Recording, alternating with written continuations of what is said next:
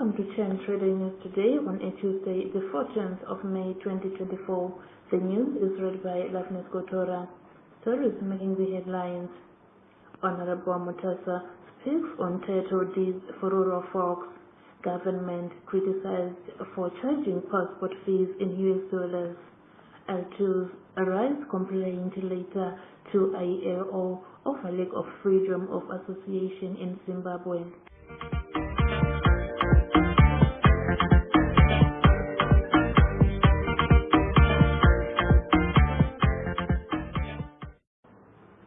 And now the stories in detail.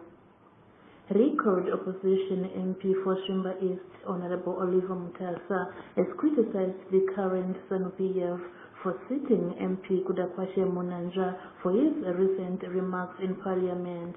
Munandra used biblical phrases as references to argue against providing title deeds to people living in rural areas.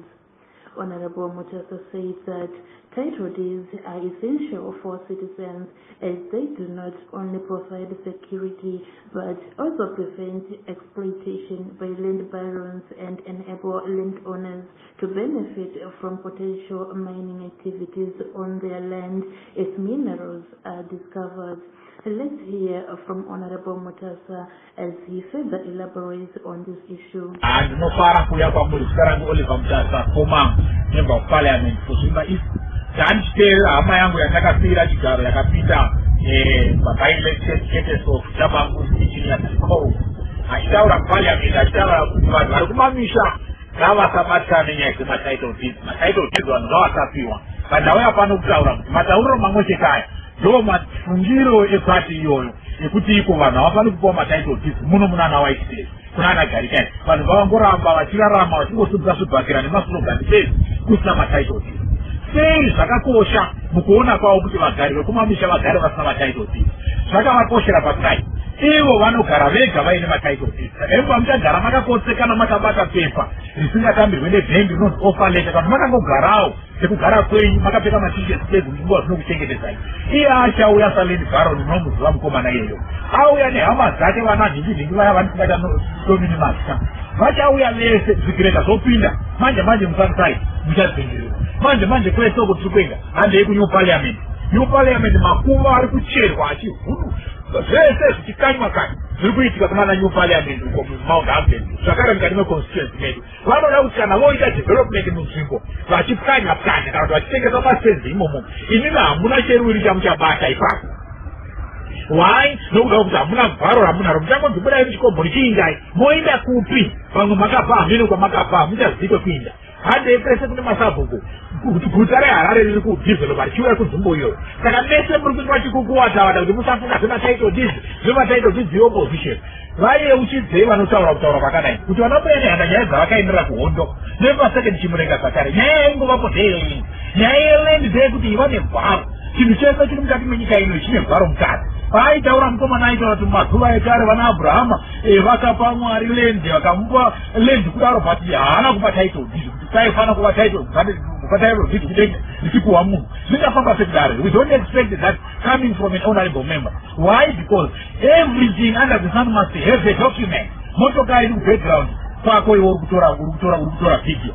Motokari ine bhuku ukaitengeserwa usina kupuwa bhuku racho wanyutswa. Kandibveipa mwana mudiki chaiyo few days achingobva kubereka anodawo birth certificate. Everything needs a document. Chikoro dzimba masengu tese kwatiri kumatitle deeds ari iye anotaura kuti aridiwi kumusha asi iye anapo. Saka kana richidiwa kutaundi kumusha ari kodiwi nei. Saka tiri kuti madocuments anodiwa. Kana wotaura zvaAbrahama zvokuti Abrahama akanga asina kupuwa matitle deeds, ko Abrahama anga ane birth certificate. We don't expect that evidence from my honorable member. We expect kuti vanhu vaenda kuyakwe vanonotimirira vachitaura zvino zvavanhu ndezvipi ndezvekuti vanhu vanoda title of their land, vanoda madocuments avanogona kuendesa nawo kubhengi vachinopiwa dzimari vachiita maprojects akasiyana-siyana. Vasingaravani nekungokumbira kuhurumende vachitsvaga pasodza zvibhakera. Vanhu vanoda kusunungurwa liberation, true liberation ichauya nevinyu. Saka ndo nyaya yatinayo pana madocuments akatikoshera. Haungaiti upenyu hwekuva nezvinhu zvisina madocuments. Fridge chairo rinoda document, unoda manual. Chinhu chese chinoda document muupenyu huno. chinhu chese chinoda document. Saka hatigoni kufadzana nenhema tichitaura kuti tikapa vanhu madocuments, tikauma vanhu matitle deeds kumamisha, vanhu vachatadza kuchengetedza chifi. Hongu chisika chakakosha katinozikamwa ine mazike tinotenderana izvo. Pataifamba pese apa chifi tinochirespecta, but hairespecta madocuments asipo kunyangwe aripo. Saka madocuments epekugara haanei nenhau dzechifi. Chifi chinongoripo, chifi chinongotikoshera. Chedu rabai muchiziva kuti isu revenue hatiri kuuya nevenue, chifi tinochikoshesa, asi madocuments aripo zvakare. Saka unoda title deed, kuti title deed inokubatsirei, handeipa mbudzi ingachenja pari kugadzirwa. Vanhu vepaya vakapihwa dzimari nehurumende kuti vabve paya vakanotsvaga dzimba kune dzimwe nzvimbo, vakanotenga dzimba kune dzimwe nzvimbo. Chakaita kuti hurumende ivabvise paya zvichiremerera is because those people, they had title deeds. But when we are coming to a place where people do not have title deeds, what does that mean? What will happen is people will just be chased away like frogs. Vanodzingwa. Taitaura pamusoro pevagari vepapo apo pastar vakasanganisawo naimwe chete. Taitaura zvekuwowi just guide me. Vanhu veko vakadzingwa ungabva vakabata maofa letters akare, ukazomboya imwe shaka yaiti ine title deed zvaikatora kubva kumurungu. Saka musanyenderwa kuti matitle deeds haana kukosha. Matitle deeds akanga aine varungu vadzingwa paminda akateerwa nemabig wig ezvanhu. Nanhasi matitle deeds ari muhomwe. Saka vanongoya panzvimbo yamuri vakati matitle deeds haana basa, title deeds raakushanda ndonoshandiswa kudzinga iti paipa. Saka musanyenderwa. Thank you very much vagari, nekuti nemo hamuna kupusa. Munongovhiringwa zvishoma pano nepapo, but makachenjera munoziva kuti the new is a requirement, the new is a blessing to you all. Thank you very much. The Zimbabwe government is under heavy criticism after it said it will continue to charge passport fees in US dollars instead of ZiG. The government said it is doing so as it had a contractual agreement with the passport maker to pay them in US dollars. Critics say the government should charge in ZiG since banks are currently allowing citizens to convert their local currency to buy US dollars needed for the passport fees. They also argue that the government should instead allow ZiG payment of passport fees and then pay the contractors in US dollars using banks or foreign currency reserves. We spoke to economist Dr. Eddie Mayembe to give us his thoughts on the matter. Yes, we are reading from the Herald today that the government of Zimbabwe will continue to charge us US dollars for passports, and the reason is that there is a contractual obligation with a foreign company which they partnered with to produce e-passports. So they are insisting that we should continue to pay in US dollars. I think that there are two things to unpack there. The first one is that the law is supposed to be without a face. In other words, it has to apply to everyone equally.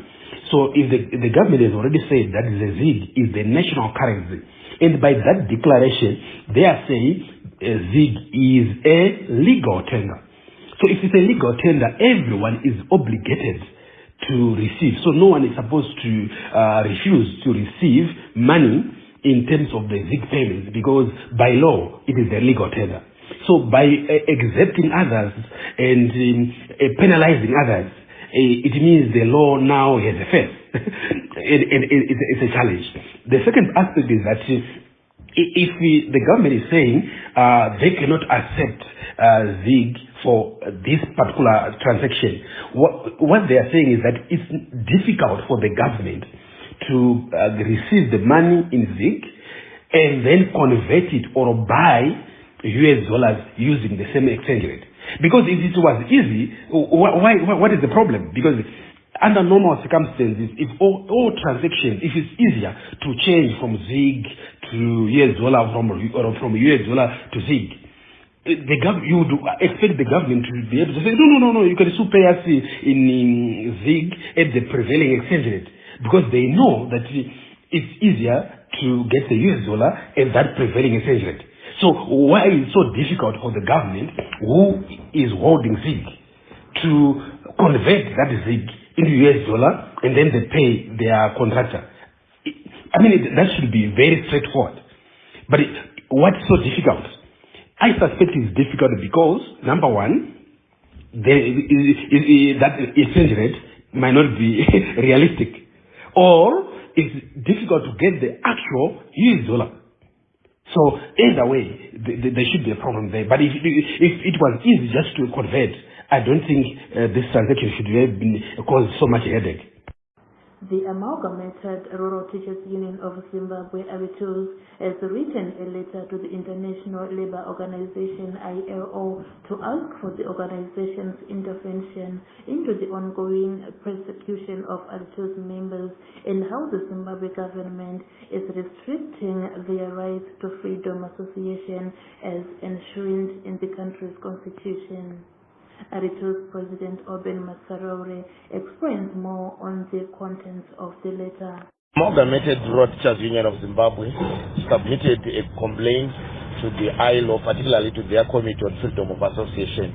We are protesting against Zimbabwe's government failure to uphold international labor standards. And our union has been a victim. We raised 6 fundamental issues which I think are of importance. The first violation which we will complain about is the violation of our freedom of assembly and demonstration. Our members have been arrested whenever they've attempted to protest, to picket, including on the 12th of January 2022. Teachers with a genuine grievance demanding a salary review were arrested, and that is against the international labor standards. And we have other cases where people were arrested. But also, secondly, we raised the issue of the violation of freedom of expression, where in circumstances we have bail conditions limiting people from expressing themselves through social media. In some circumstances, we have an arrest for someone posting on Twitter demanding the freedom of Robson Sherry. So that is a clear violation of freedom of expression, which is against also international labor standards. Thirdly, we raised the issue of the violation of the freedom from arbitrary arrest and detention. We had our members spending lengthy times in detention after having been arbitrarily arrested, and that is one thing that we are against, and we hope the ILO is going to look into. But fourthly, we also look at the right to a fair and speedy trial, where cases are dragging before the court. In my circumstance, as a case which emanated from January 2019 and it dragged all the way to February 2024, only for the state to withdraw the charges. So such lengthy procedures violated the right to a fair trial, a fair and speedy trial. But another issue is also the failure of the Zimbabwean government to do its duty of protecting. We've had our offices being vandalized, being broken into. We have reported to the police, and the police have not done anything. We have also, the last one is the issue to deal with the judicial persecution, curtailing freedom of association and trade union rights. For example, you will know that the trade unions are allowed to demonstrate, to meet without going through police clearance, just like churches, like funerals. But we have situations where the state uses the judiciary to block such meetings. And these are the issues that we have tabled before ILO, and we are hopeful that they are going to look into it and they ask the government of Zimbabwe to reform and ensure that Zimbabwe is a better place for labor.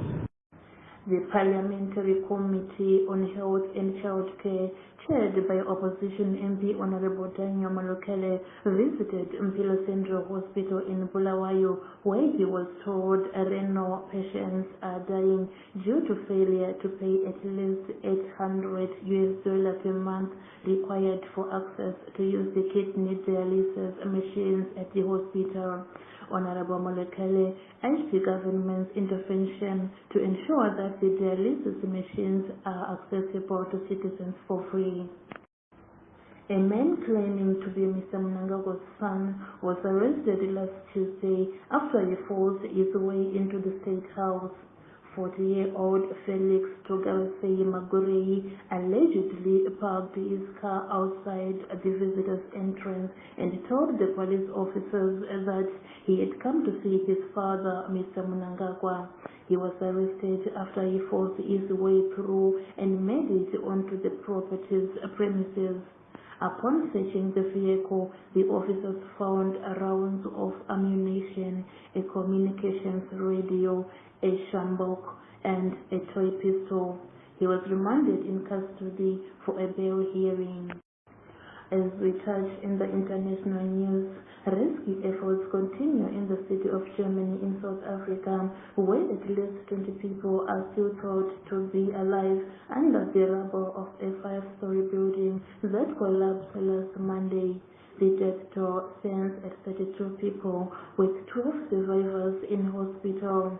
Let's get an update from Newsroom Africa's Sipa Kema. We've seen the teams working so late in the night, and we heard that alert, that horn that we've all become accustomed to when we hear, in the beginning, of course, good news. And also now we heard the horn actually go off last night, just before our last crossing at 9 p.m. And also at 8 p.m. So for now, official communication is that 32 have been confirmed as deceased.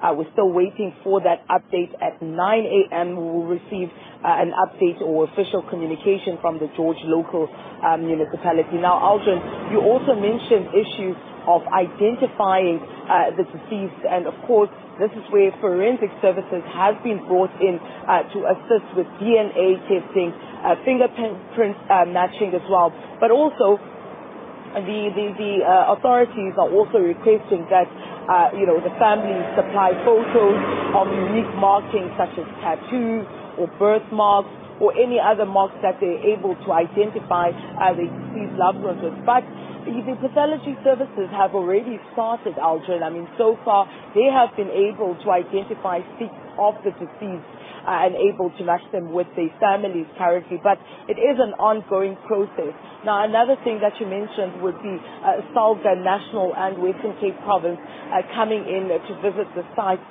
today at 10 a.m. Well, part of that, of course, we heard with the Minister of Public Works and Infrastructure talking about looking into the role that the municipality played, as well as in terms of issuing approval and of the zoning of this particular construction site. So Salga will be here today, so we will get an update from them regarding their visit and also a part of the investigation as well into this matter. And in the health sector, as cholera continues to affect Zimbabweans, we at Change Radio encourage Zimbabweans to wash their hands with soap and running water, not eat half-cooked meals, not buy vegetables and fruits from street vendors, boil water before drinking, and maintain good hygiene always. And finally, in sports news, on a sad note, a great player, Tapiwa Kumbuyani, age 41, who once played for KFC United and the Warriors, died on Sunday at home in Gweru due to liver cancer. He has been a player for many teams, including Chapungu Wange, Blue Rangers, Monomotapa, Haumine, and Bantu Rovers. Aston Villa drew 3-3 with Liverpool in yesterday's English Premier League football match. Aston Villa's goal scorers were Yuri Tielemans and 2 from John Duran. Liverpool's goals were from an own goal by Emiliano Martinez, Cody Gakpo, and Jarrell Carnegie.